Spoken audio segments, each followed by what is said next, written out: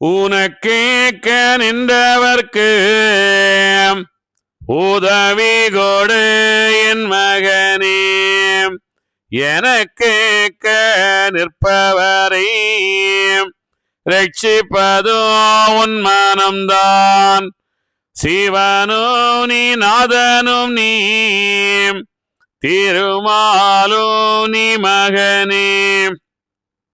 தவமும் நீ வேதனும் நீ சங்க முதலெங்கும் நீயே. அப்படியே ஐயா ஆரிநாதனும் உரைக்க முப்பொருளோர்மைக்கும் முதலோன் மகிழ்ந்துரைப்பார். 6 வருஷம் அதிக தவம் புரிந்தால் வாறு மேலன்ன வகுப்பீர்காணையாவே. அப்போது நாராயணர் அன்பாயக மகிழ்ந்து செப்புகிறார் நல்ல திருமகற்கு அன்போரே. அதிக தவசு 6 ஆண்டு தான் கழித்தால் இதன் மேல் நடப்பு இயம்ப கேள் என் மகனே. 3 தவமோ இயல்பாய் நீரைவேறி மும்மவருக்கும் முதல்வனாய் வந்தாக்கால் தானாய் நீயும் தலைவனும் நீ என் மகனே. சாணாரின் நாயகமே சாதி தலைவன் நீயே. எந்த படி நீ எண்ணி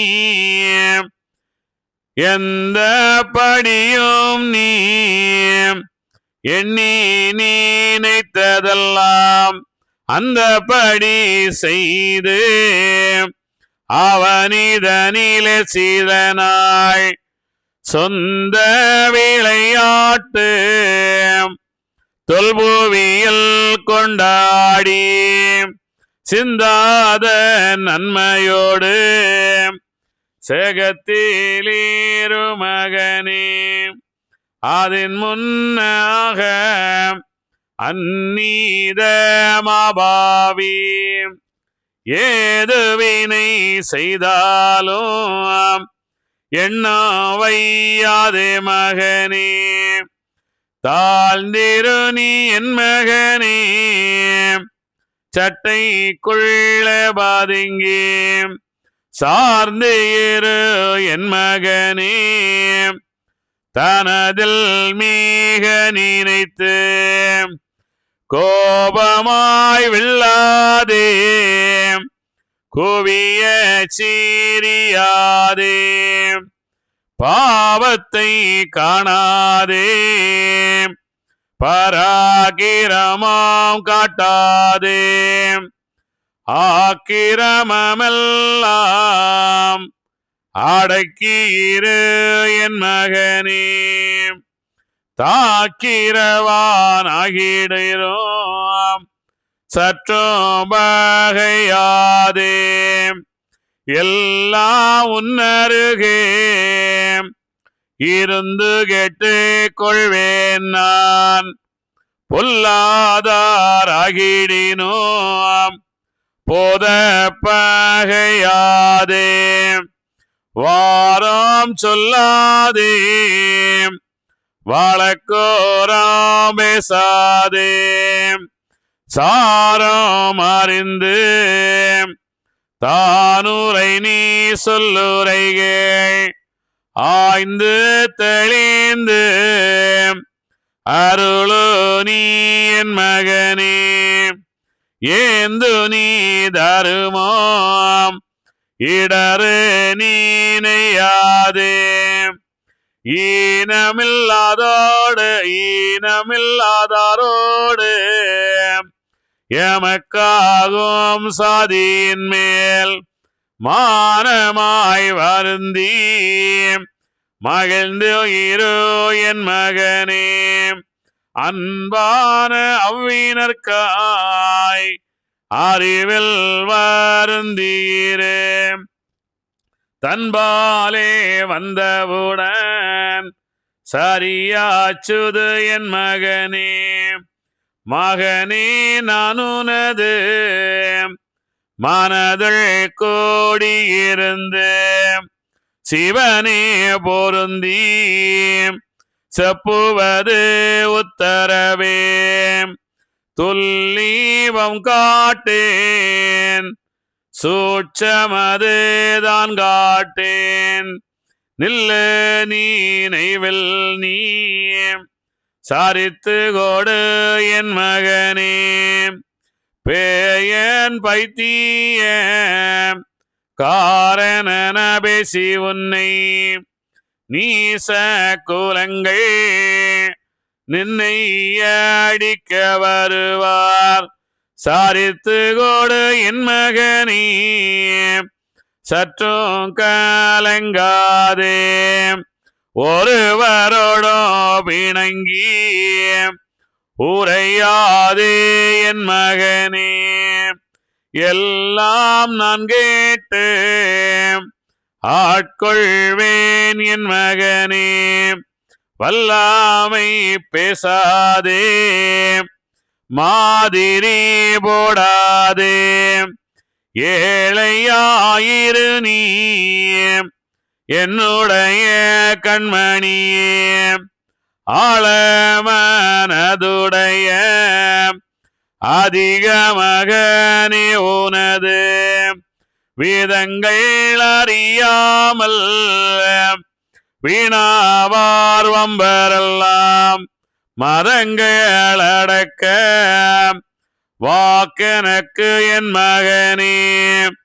தந்தே நான் உனக்கு தரளமணி முத்திரியாம் கந்தை தோணியதிலே காட்டாதே வைத்து கொள்ளே. மகனே உனது மனமறிய காட்டினதை அகத்திலே வைத்து அகமகிழு என் மகனே. பொருதிதான் என் மகனே பெரியோராயாகுவது உறுதி மிக உண்டாகும். உகநாதா என் மகனே தரும சிறப்புதான் கண்டாயோ என் மகனே. பொறுமை பெரிது புவியாழ்வார் என் மகனே. கண்டாயோ என் மகனே கரிய மண்டப சிறப்போ பண்டையுள்ள தேரும் பாதியும் மிக கண்டாயோ. தேட்டமுடன் உனக்கு செப்போ விஞ்சையானதிலே நாட்டம் மறவாதே. நாராயணா என் மகனே அப்போது ஆதியுடன் நல்மகவு எதுரைக்கும். இப்போது எந்தனக்கு இத்தனையும் சொன்னீரே. கலியுகத்தை முடித்து கட்டான தர்மபதி வலியுகத்தை காண்பதப்போ மாதா பீதாவே என்றார். அப்போது மகனை ஆவி மிகத்தோடனைத்து இப்போது சொல்லுகிறேன் என் மகனே கேட்டிரு நீ. நீ போய் தவசு நீ நீளத்தில் செய்திருக்க நான் போய் நடத்தும் நல்வளமை கேட்டிரு நீ. 1008 ஆனதிரு மண்டபத்தில் வாயுதமாய் ஆண்டு ஒன்றில் வாய்த்த மண்டபங்களிலே 112 நொடிப்பேனோராண்டதிலே தோற்றுவிப்பேனார்க்கும் துது மீக நடந்து 10 ஆண்டுக்குள்ளே பல சோதனை பார்த்து வித்தார மேலே விசாரிப்பேன் கண்டாயே அங்கங்கே நாட்டி வைத்த ஆணி வேரத்தனையும் எங்கெங்கும் ஒடுக்கி யானுன்னிடமிருந்து ஒக்க ஒரு கூடைக்குள் உன் கையிலே வேறு தந்து துக்க களை அறுத்து சுத்தமறையாளாக்கி உன் பூப்புயர்மூப்பாய் உல்லாசமே தருவேன் பின்னூப்பு இல்லாமல் பெரியோனின் நாமமதாய் அடக்கு உடக்கெல்லாம் அன்று உனக்கு நான் தருவேன் வடக்கு வெளி வாசல் மலை மீதில் ஓர் புதுமை உண்டாகும் மகனே உனக்கு நற்காலமிதே தண்டாயோதத்தோடே சத்தமொன்றே பிறக்கும் மேலே கால் மண்டபமும் மேன்மூடிதான் கலண்டு காலத்தால் காணும் கண்மணியே உன் காலம் தெச்சேனாமூலை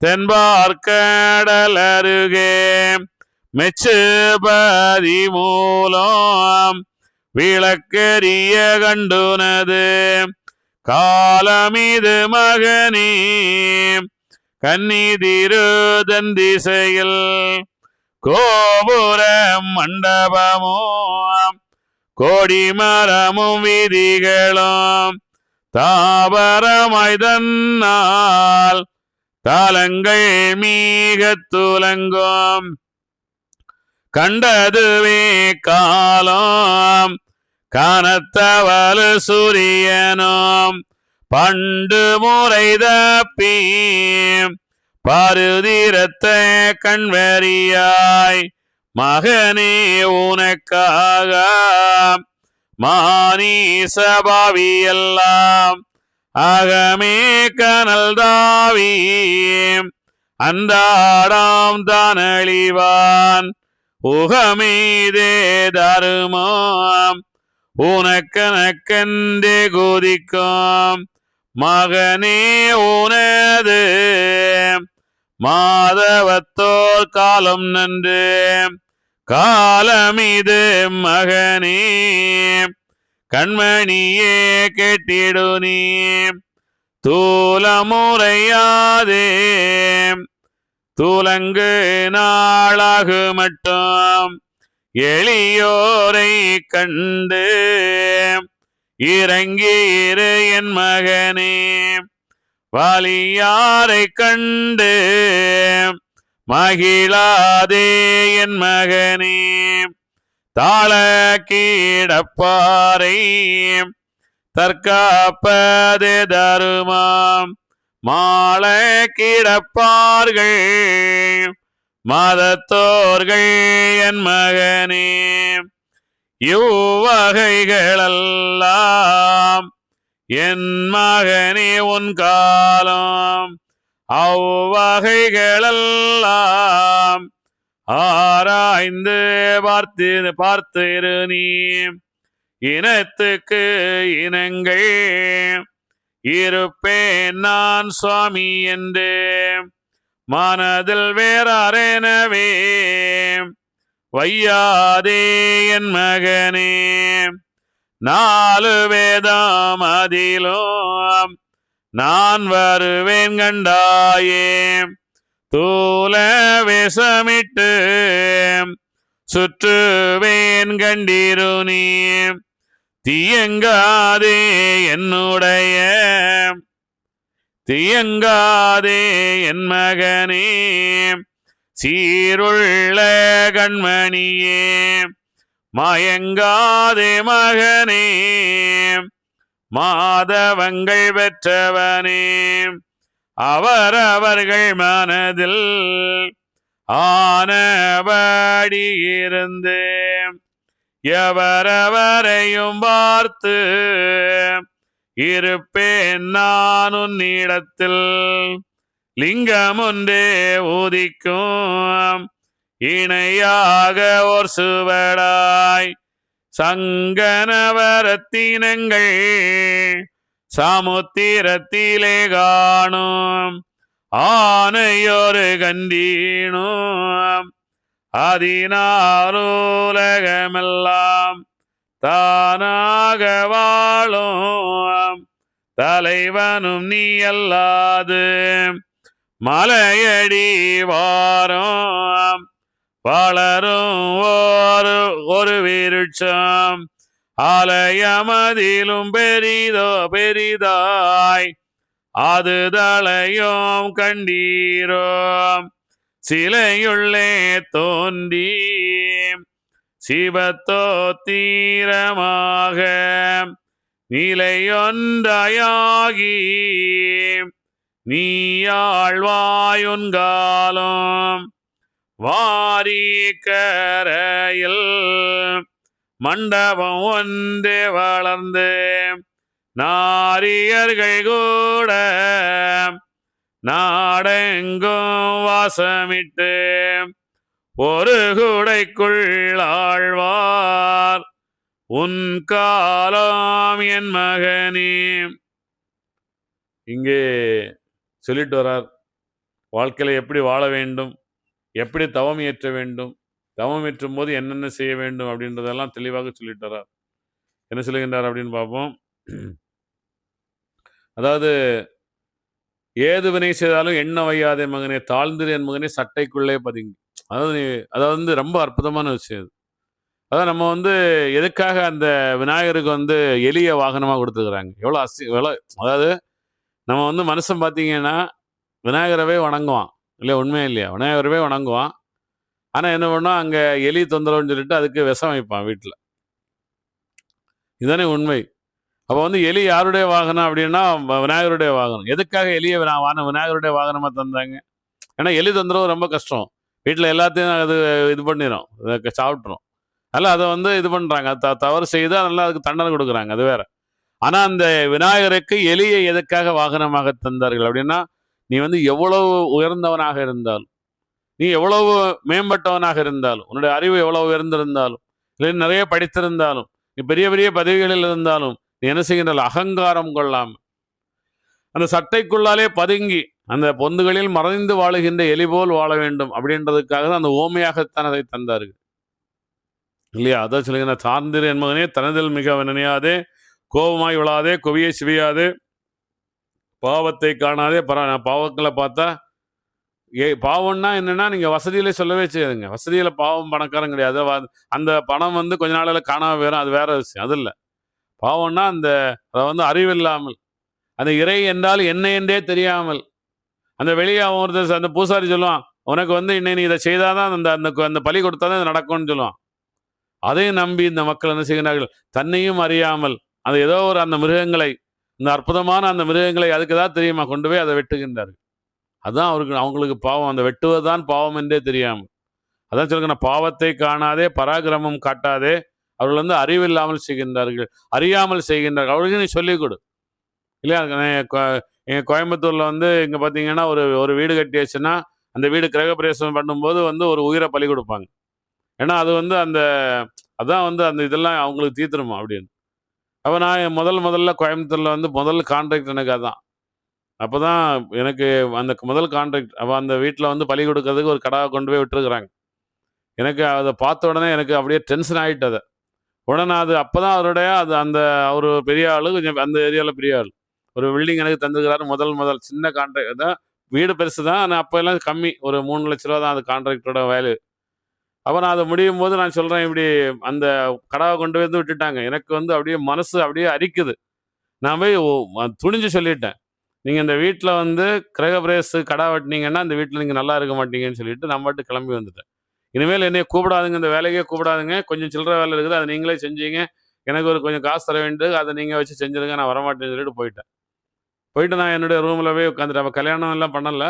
ஏதாவது நான் யாருன்னே தெரியாது. எங்கேயோ ஒரு இடத்துல நாங்கள் அப்படியே சின்ன சின்ன கொஞ்சம் கொஞ்சமாக அந்த காட்டில் போட்ட விதை போல் கொஞ்சமாக கொஞ்சமாக முளைச்சிட்டு இருக்கிறோம்.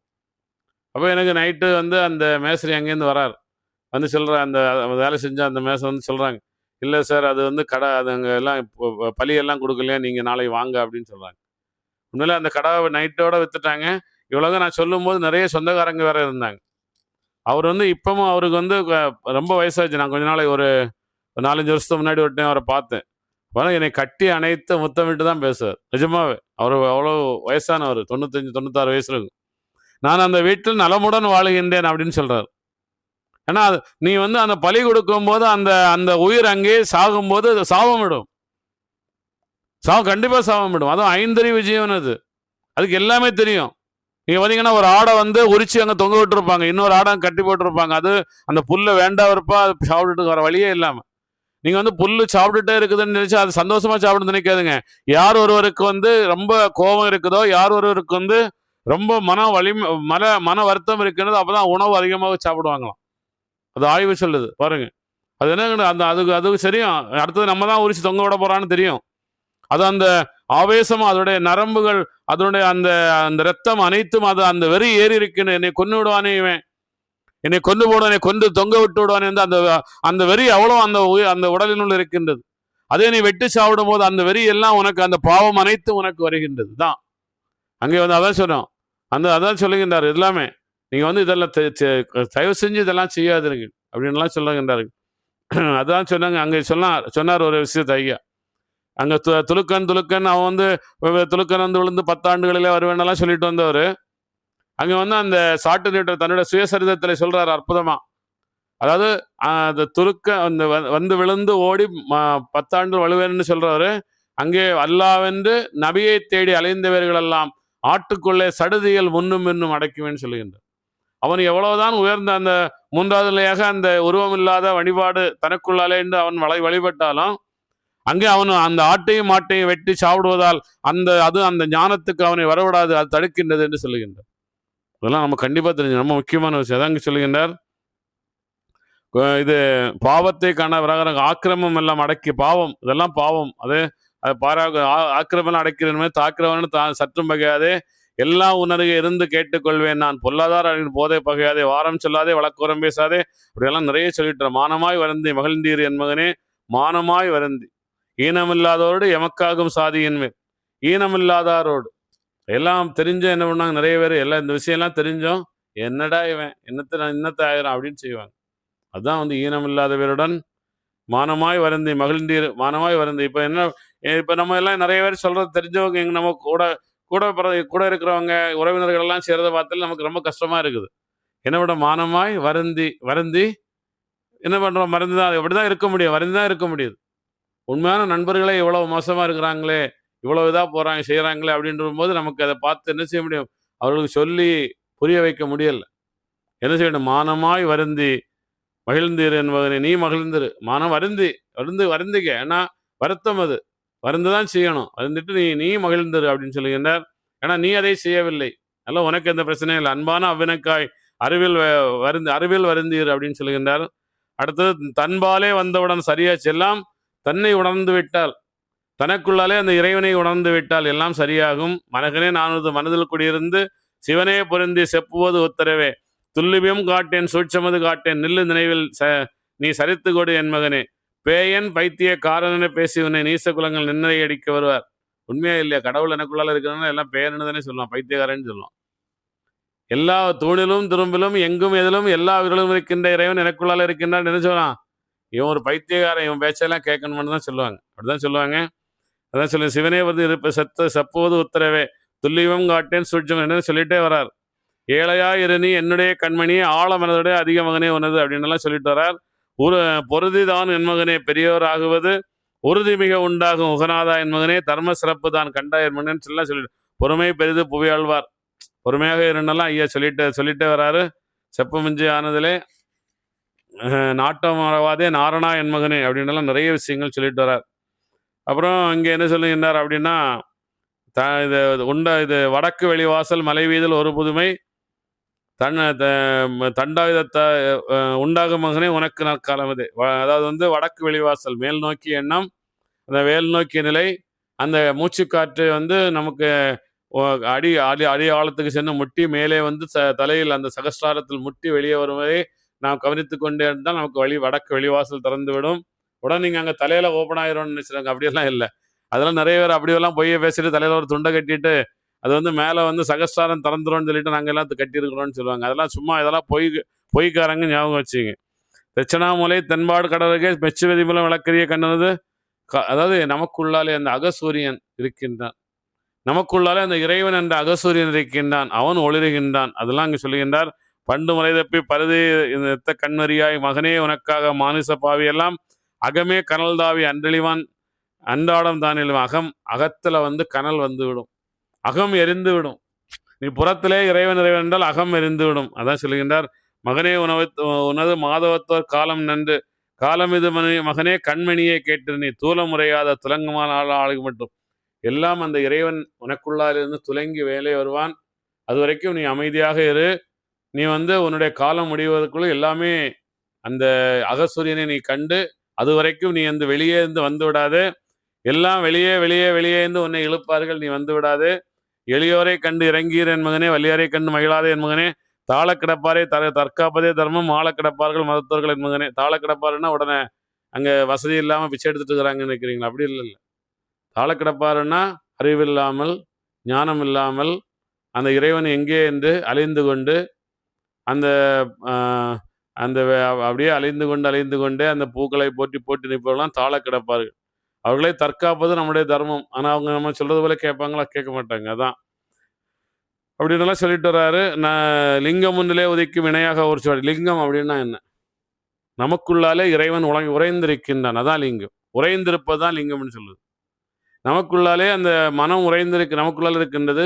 இந்த உயிராகிய சிவபெருமான் நமக்குள்ளால் இருக்கின்றார். அறிவாகிய பிரம்மனும் நமக்குள்ளால் இருக்கின்றார். இவர்களெல்லாம் நமக்குள்ளாலே இருக்கின்றார்கள்.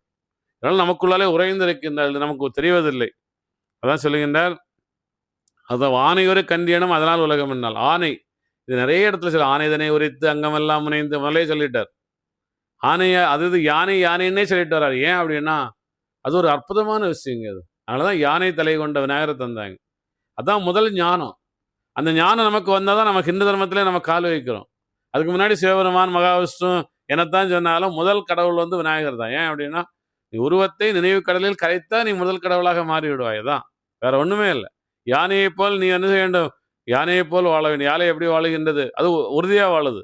எவனும் அது முன்னாடி சண்டை போட முடியாது. அதை அடிச்சு தோசம் பண்ணிடு. நீ அடிச்சு தோசம் பண்ண வேண்டாம், சண்டை போடவே வேண்டாம், இல்லையா?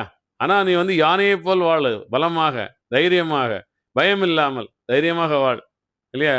அதே போல அந்த சொல்லுகின்றால் ஆணையொரு கண்ணி அதனால் உலகமெல்லாம் தானாக வாழும் தலைவனி அல்லாது மலையடி வாரம் வளரும் ஒரு விருட்சம் அலைய மதிலும் பெரிதா அதிதலைக்கும் கண்டீரே சிலையுள்ளே தோன்றி சிவத்தோத்திரமாக நிலையொன்றாகி நீ ஆழ்வாய் உண்கா.